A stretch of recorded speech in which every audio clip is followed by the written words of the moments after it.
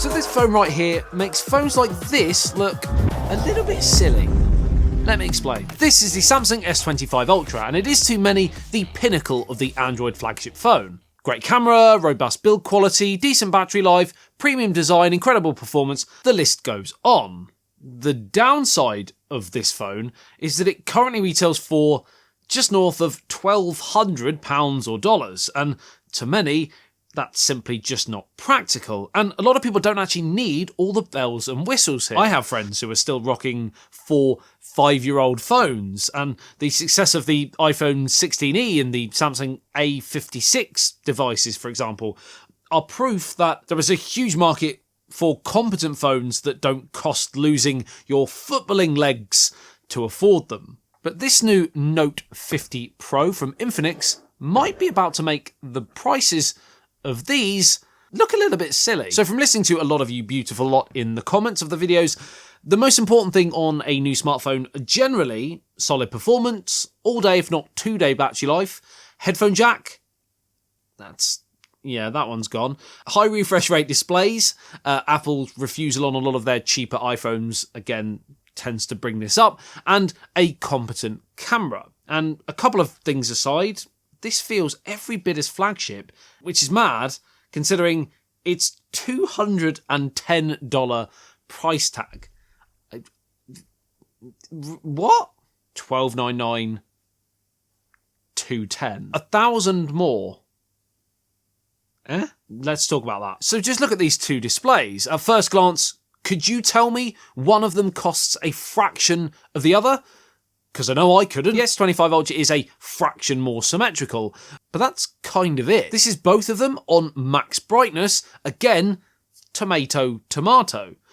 Both are AMOLED for your deep, dark octopus ink black levels, and the Note 50 Pro is also 144Hz over the 120 on the S25 Ultra. For just over $200, the display is pretty epic, and it feels really smooth and snappy navigating around the XOS 15 UI. This just doesn't give off budget vibes at all, and you even have this dynamic bar feature up at the top by that front 32 megapixel camera. It may be slightly inspired by a certain fruit company, but it's great for controlling music, etc. And staying with software, the Note 50 series marks Infinix's entry into integrating AI into their devices. The Note 50 series is the start of this AI transformation, and it can be seen all over the UI with a full AI suite of tools. You have one-tap Infinix AI, whereby you simply long press the power button on the side of your phone to launch Flagship, which allows you to ask a question or make a request about the displayed content to get an answer, trigger a function, or navigate accordingly. And this can be text, images, videos, and even real-world scenes through the camera. One-tap query integrates DeepSeek R1 deep thinking mode, and Flagship can create schedules, take notes, initiate navigation, search for photos, and send photos to contacts, and much more. You can upload any Word, text or PDF file to Flagship and have the document assistant provide concise overviews and answers to your questions, and the recording summary feature can even extract key points from long audio recordings, including post-call files. The AI Eraser in AI Studio can help you with your photo editing by allowing you to isolate subjects, clearing up all of your Instagram holiday snaps, and the AI Cutout feature allows you to extract elements of your photos with a single tap. AI Writing helps with text editing and summarization for emails, social media posts, or work documents, and AI Note and AI Wallpaper Generator functions can generate AI artworks and wallpaper from sketches, photos, and text prompts. So all very similar to the idea behind Galaxy AI on the S25 Ultra. £1,000 cheaper. Again. But before we move on from AI and talk about the other important features, including the beast battery, Infinix's AI transformation also extends to their ecosystem, which now includes AI Buds and AI Ring, and they also plan to add glasses for a full interconnected smart experience. And while I'm not going to talk too much detail on these, I can say I'm impressed with the earbuds. Solid sound, ANC, and a really cool touch screen on the front for controls and to customize settings. And I've also been using the smart ring to track steps, heart rate, and sleep, something I've been trying to improve over the last few weeks, and I've managed to get a score of 96 on one of the nights. And I'm going to try and keep that up because I felt really fresh the next day. Again, something I've not felt in about 7 years since the birth of my child. But back to the comparison with the top tier £1,000 plus flagship phones like the S25 Ultra, and battery 5,000 mAh, 5,200. And it's silicon carbon tech as well. Again, making Samsung look a little bit silly. You also have 90 watt fast wired charging and 30 watt wireless charging.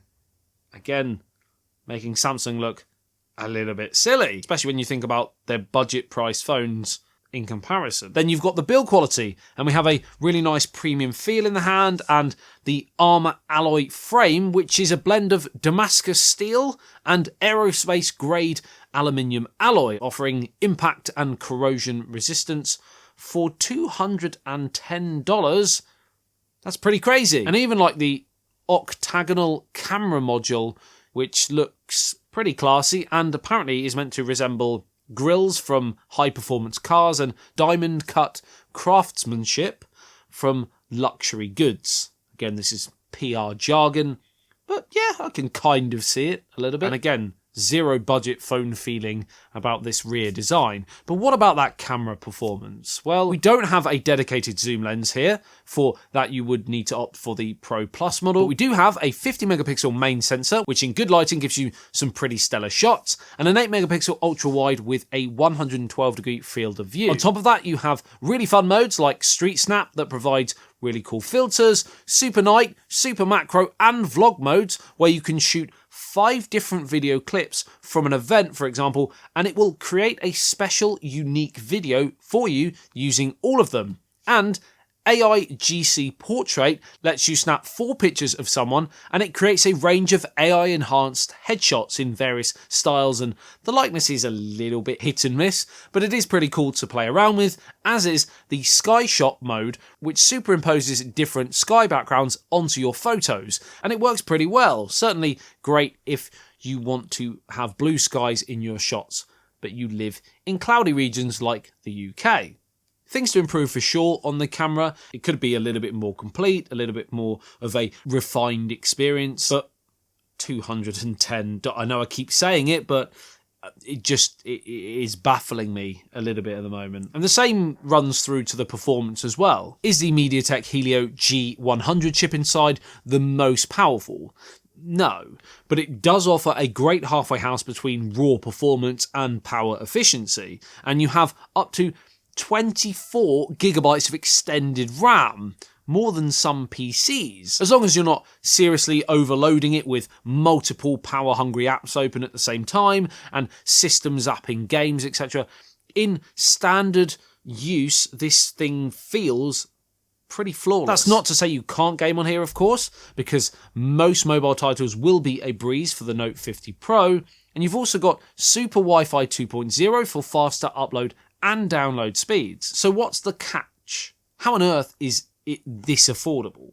Well, it is IP64 and not 68, so it's water splashes and not submersion. The display is Full HD and not Quad HD or 4K, and the video is 2K and not 4. And then there's the big one.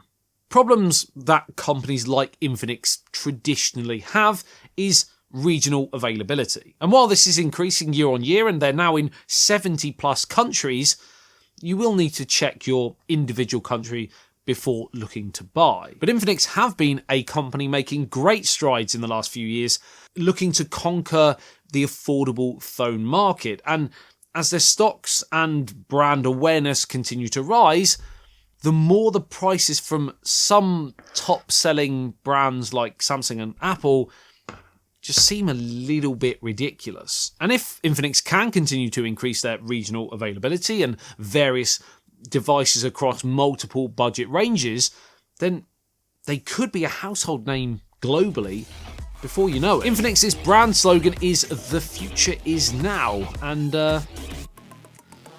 they might not be far off.